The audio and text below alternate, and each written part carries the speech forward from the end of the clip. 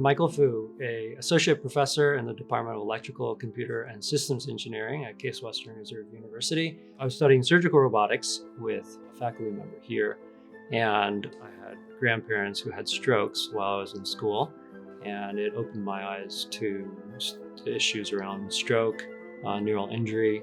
I had gone to a InterVarsity Christian graduate student and faculty conference and heard faculty describe how they're using their skills to serve people and using their research to serve people. And so I thought perhaps there's a way to use robotics and virtual reality to address the problems that are caused by neurological injury, caused by stroke. My experience with stroke was that people need things to do at home as well. And so I began searching, and one of my colleagues recommended to look into the work of Dr. John Che and Dr. Jamie Knutson, who are also involved with the CTSC.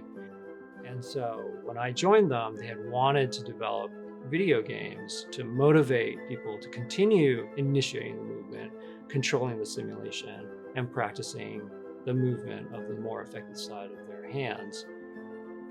The CTSC helped me have an opportunity to, as an engineer, study clinical translational research. No other K program I'm aware of allows for non-clinicians to be part of the training in clinical translational research.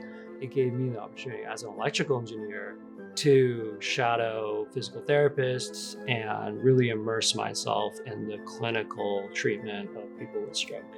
Without that connection, I really wouldn't have been able to come up with the research plan. One thing I noticed was that as they're in their homes, playing the games, moving their hands, they're moving their hands in space, and they're not actually grabbing the cup or the handle or the toothbrush, or in case of kids, the Legos are sitting right next to them. But what happened about 2 years ago was Dr. James Salzer joined physical medicine at Metro Health from Texas after his daughter had been injured with a severe traumatic brain injury. And because of her needs in therapy, he started developing hand controls for ride-on cars. And when I saw what he had done, that clicked for me into proposing along with him a use of driving games along with these hand controls so that a child can drive overground with these ride-on cars, as well as within cognitive motor training games within a virtual environment using the same hand controls seated in the same ride-on car, because the environment of the car is fun for the child and engaging for the child.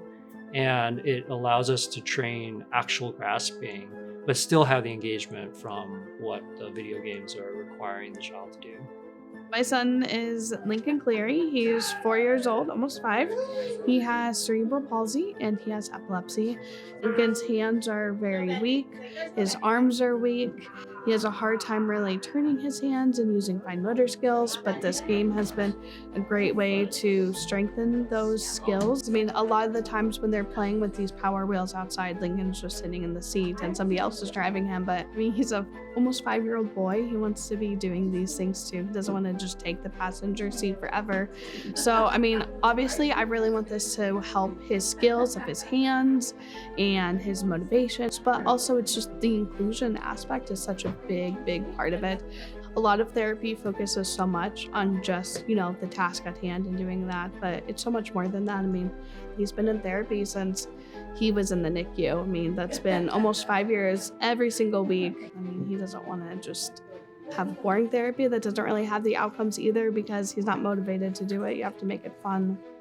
Now, my hope for the future is, of course, to continue developing and translating these technologies more with companies, but it's also evolved into training more people like me who did not get trained in anything clinical, anything biomedical, but get them interested in addressing the needs of people with neurological injury using their skills.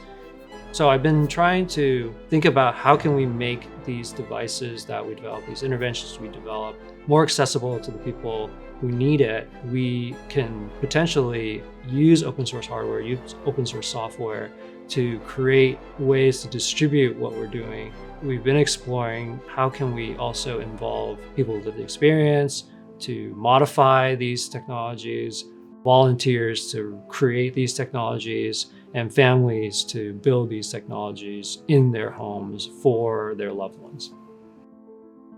I'm Michael Fu, and this is my story of impact.